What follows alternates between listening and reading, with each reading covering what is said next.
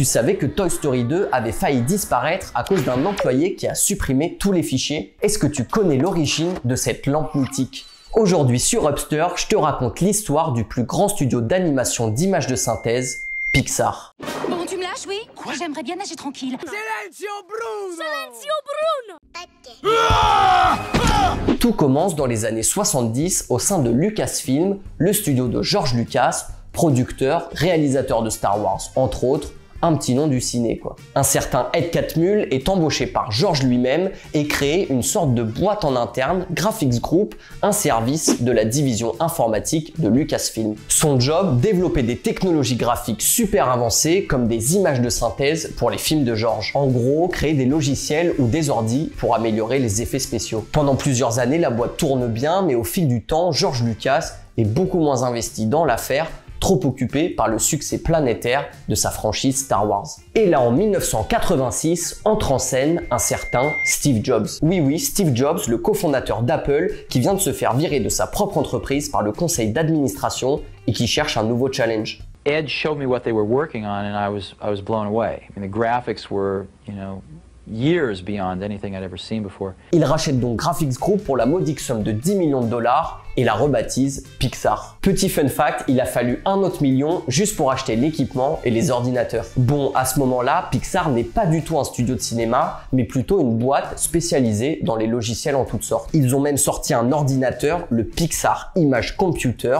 Si vous n'en avez jamais entendu parler, c'est normal. À la base, cet ordinateur servait dans l'imagerie médicale et la photo satellite, tellement il était puissant. Mais c'est grâce à ça, la puissance de cette machine, qu'ils vont développer leur logiciel de rendu, RenderMan, utilisé par la suite dans de nombreux films, mais ça, on va en parler plus tard. Parce qu'avant ça, dans la team, il y a un mec, John Lasseter, qui est fan de dessin et d'animation et qui veut prouver à ses boss qu'on peut créer des petits films avec le Pixar Image Computer. John va alors réfléchir à son bureau, cherchant une histoire à raconter, et c'est là qu'il va décider d'animer, de donner vie à des objets du quotidien, et un en particulier. C'est comme ça qu'est né le premier court-métrage d'animation Pixar, Luxo Junior.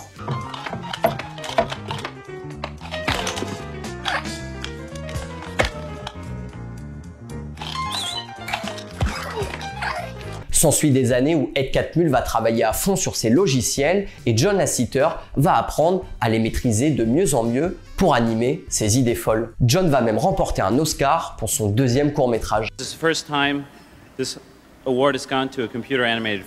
ce moment-là, on est au début des années 90. Pixar vit des pubs en animation qu'elle réalise, de son logiciel RenderMan qui a notamment permis de faire les effets spéciaux de Jurassic Park, et travaille avec Disney sur des logiciels leur permettant d'améliorer leur processus de création 2D. Et tout va changer quand Pixar, en bon terme avec Disney, va décrocher un contrat avec eux pour produire 3 longs métrages. Et pour commencer, un certain Toy Story en 1995, le premier long métrage réalisé en images de synthèse.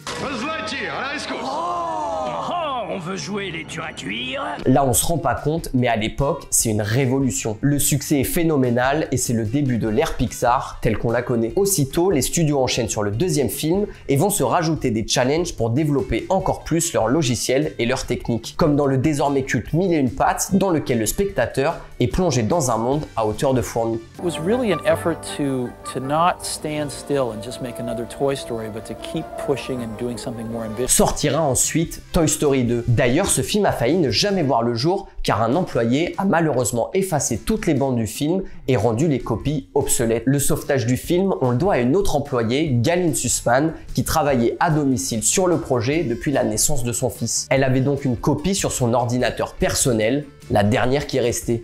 Merci le télétravail. Les 5 premiers longs métrages de Pixar ont recueilli à eux 5 2,5 milliards de dollars. C'est un pur hold-up. Avec tout ce succès, Steve Jobs va acheter 10 hectares en Californie pour y installer le Pixar Campus, qui est encore à l'heure d'aujourd'hui les bureaux du studio de cinéma. D'ailleurs, Steve Jobs a conçu le siège du Pixar avec une structure ouverte et un atrium où tout le monde devait passer. Pourquoi? Il voulait maximiser les interactions entre les employés des différentes divisions pour que la créativité puisse circuler le plus librement possible. Nemo, Les Indestructibles, les succès s'enchaînent, mais malgré les collaborations, le géant Disney a peur que le petit Pixar lui fasse de l'ombre, c'est dire l'importance prise par le petit studio devenu grand. Disney réfléchit donc à racheter l'entreprise Steve Jobs va alors négocier le meilleur contrat pour faire perdurer Pixar. I had this crazy idea to buy Pixar, bring the Pixar team, the creative team in to revive Disney Animation, and then the rest, and live happily ever after. En 2006, Disney les rachète pour 7,4 milliards de dollars, mais Pixar garde son identité à part entière. En échange, Steve Jobs prend des parts dans Disney, il devient le plus gros actionnaire de l'entreprise. Avec 7% des parts, il possède plus Disney que les propres héritiers de Walt Disney. Le génie du type. De son côté, Ed Catmull continuera de diriger Pixar et John Lasseter deviendra le directeur artistique des films Disney, mais aussi des parcs. Donnant. Depuis, Pixar enchaîne les classiques et a surtout permis à Disney de moderniser son style, avec des films comme Cars, Ratatouille, Lao, Vice Versa et plus récemment Luca et Saul. Le studio a remporté pas moins de 19 Oscars, c'est un peu comme si chaque nouveau film était une masterclass en termes de storytelling et d'animation. Au niveau des updates, Ed Catmull est à la tête de Disney Animation Studio, Steve Jobs est décédé en 2011 et John, de son côté, a été licencié de Disney suite à des accusations d'agression sexuelle après l'affaire Weinstein. Mais ces dernières années, il faut le dire, n'ont pas été faciles pour le studio. Malgré les nombreux succès passés, les derniers films n'ont pas vraiment fait des étincelles au box-office. Élémentaire par exemple a été un véritable flop.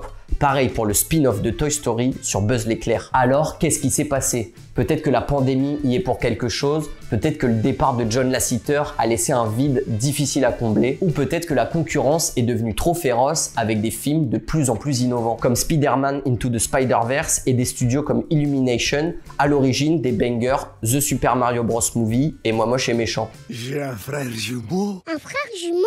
Père Bruno? Et on ne vous parle même pas de l'impact que l'IA génératif pourrait avoir dans les prochains mois sur l'animation. Le dernier film du studio, Vice Versa 2, est en train de battre tous les records avec déjà plus d'1,5 milliard de recettes et Toy Story 5 est attendu en 2026. Merci à tous d'avoir suivi cette vidéo, c'était l'histoire de Pixar, de ses débuts dans un coin de Lucasfilm jusqu'à son apogée et ses plusieurs Oscars. Si vous avez aimé cette vidéo, n'oubliez pas de liker, de vous abonner et de partager vos avis sur les derniers films Pixar dans les commentaires.